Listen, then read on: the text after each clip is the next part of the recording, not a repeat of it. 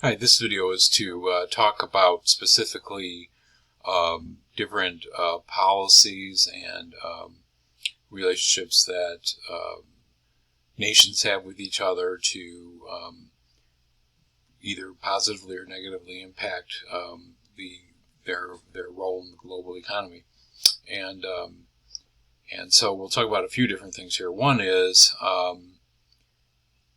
if we look at just some facts, the U.S. has been in a tremendous trade deficit situation for the better part of 2 decades. Now, a trade deficit basically means we import more products than we export. In and of itself is not a good or a bad thing, but it's just a statement of fact. So this chart looks at the amount of the deficit, and contrary to popular belief, this is not all due to our relationship with trade in China.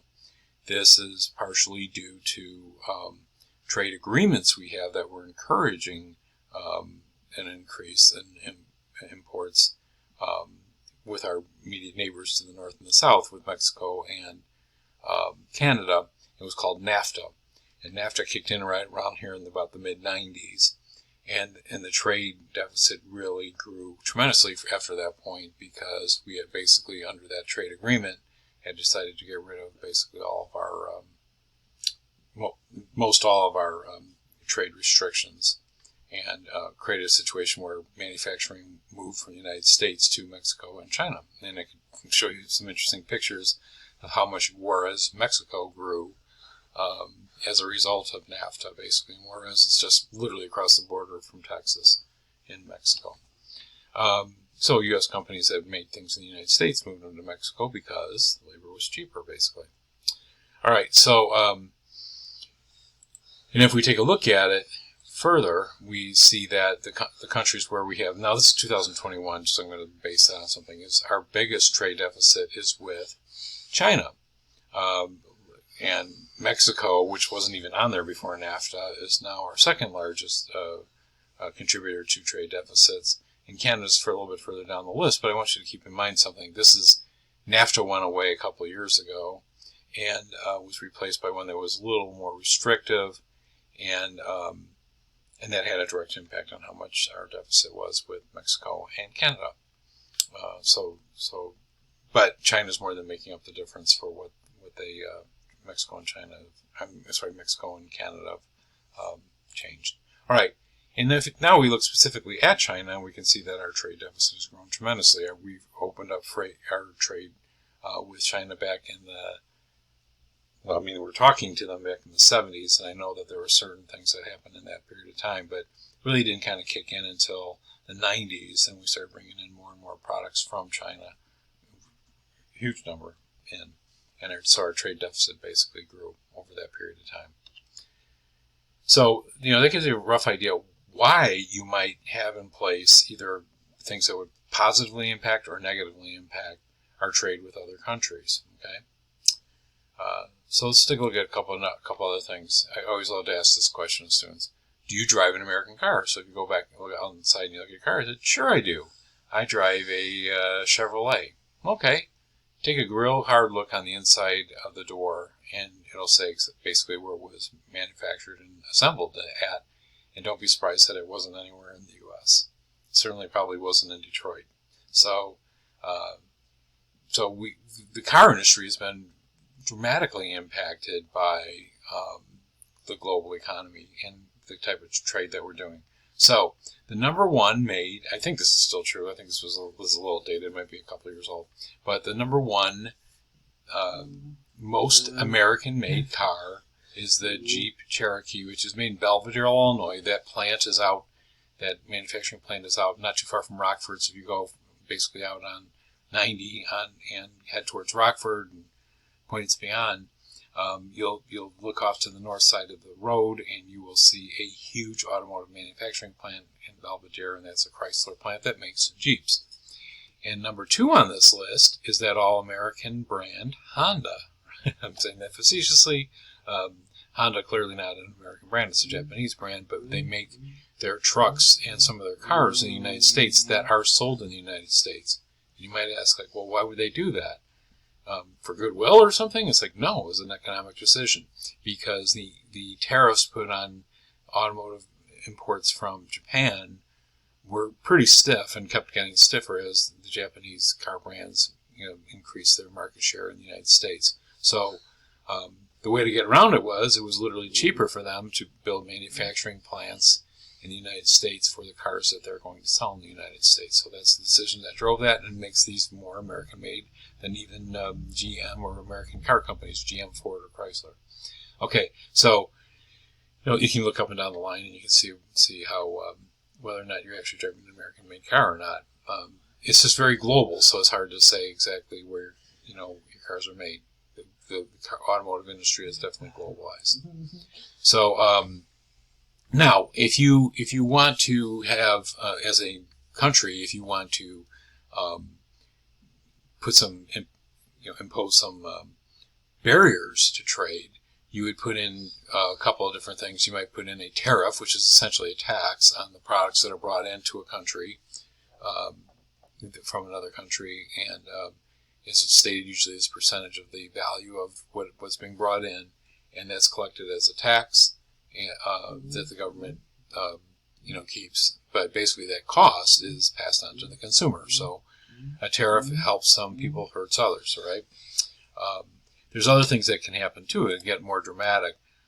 One thing I should point out about tariffs in general are going down because there's a lot of free trade agreements out there amongst different countries in different parts of the world, and we're not immune to that. And we'll talk about that in 1 second. But where the global tariffs are highest, you can look. These are give you a relative idea. This was back in 2016, and the picture changes a little bit going on. But some countries are notoriously high tariffs. China being one of them. So just keep that in mind.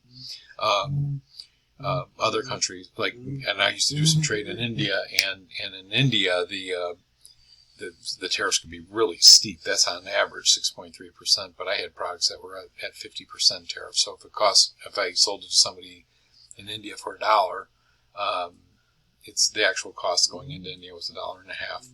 So that's pretty significant. Okay, and that gives you a rough idea of what's involved. So another thing that can happen is a country can put an embargo on another country, whether it means exporting to them, an embargo on that country to export to them, or an embargo on a country from taking imports into your country. The embargo can go either way. So we currently have trade embargoes with Iran and Cuba for the most part. And that means we really don't do any trade with them at all. It's just restricted by the government. Said we will not allow those trade to happen between our country and those.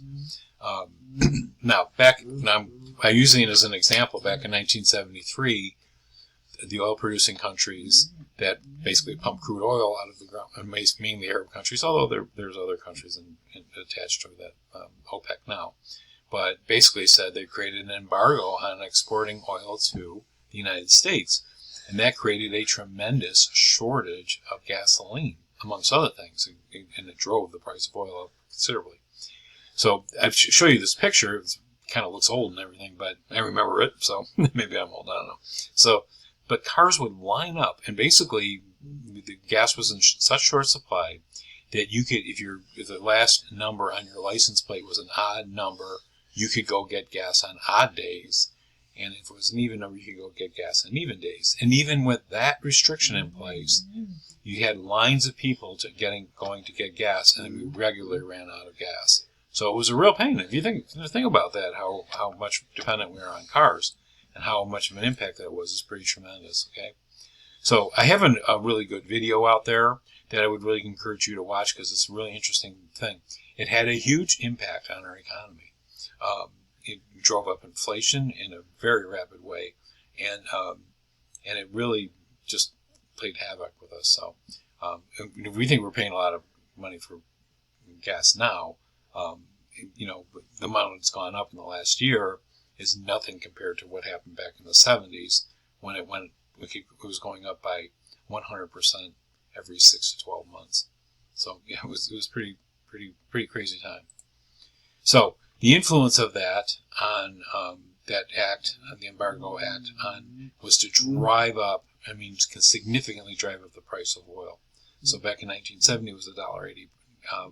Crude was $1.80 per barrel, and went up to $36.83. Now, to put it in some perspective, that created a rate of inflation that we are just not used to.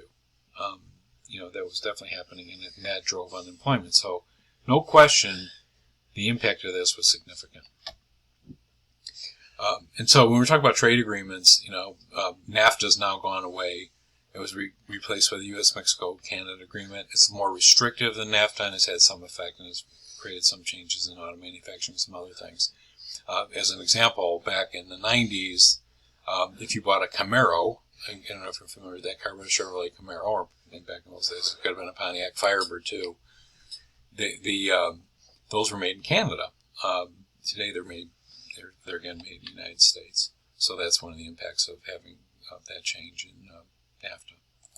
And then probably the most well-known and largest regional trade agreement is the European Union, which was really created to lower the barriers of trade between all the European countries and build up an economic bloc called the European Union, which we have, as we know, has undergone some change. It's been around for quite a while, and it's undergone significant changes. For example, one of their very largest, I think maybe their largest individual nation from an economy standpoint, the UK, exited, and I think you may have heard the term Brexit, and that's really what that has to do with. But the tariffs that were between European countries were just outrageously high before the European Union, and basically the European Union broke all that down and created a much more free trade between those countries, and created something called an economic bloc that it rivals the largest in the world: China, United States, European Union's right up there with them all. So that gives a rough idea on that. So that's basically what is involved in what we call, what the actions that we take to either restrict or enhance trade with other countries, and they have significant impact. Now, you're going to, as an assignment, you are going to take a look at the tariffs that were put in place by the previous presidential administration, the Trump administration. Pretty significant tariffs with China. It's outlined in a document that I have on the module. But you're going to analyze that and say to yourself, okay, those tariffs had an effect, no question. The question becomes, were they the right thing to do or the wrong thing to do? And you have to consider several different things. Starting with who benefited from the tariffs being put in place, who was hurt by the tariffs being put in place, and then think about from a different perspective is, did it have a positive or negative effect on our economy? You don't have to necessarily research this, just reason what you think might have happened. And then the other question is what did it have to do with, what impact did it have on American society? The good and the bad. So you're going to take a position one way or another, say, yeah, it was positive, or no, it was not positive. And that's going to be the basis of your discussion post. And then you're going to read your classmates' discussion post, and you're going to respond and say, I agree with what you're saying. Did you consider these other points of view? Or, I don't agree with what you're saying. Did you consider this? Keep it civil. It's not a political discussion. Political opinions and things like that, I don't care. By the way, it's not political for a really important point. It was put in place by the Trump administration, but it wasn't. The Biden administration did not eliminate it. So it's not driven by some kind of political stance. So leave politics out of it. It's really not political. It's really more to do with what I want you to think about is what impact it's having on the economy, plus or minus, and how are individuals affected by it, plus and minus, and what position do you take on it. I really look forward to reading your discussions on that, and if you have any questions at all, please let me know.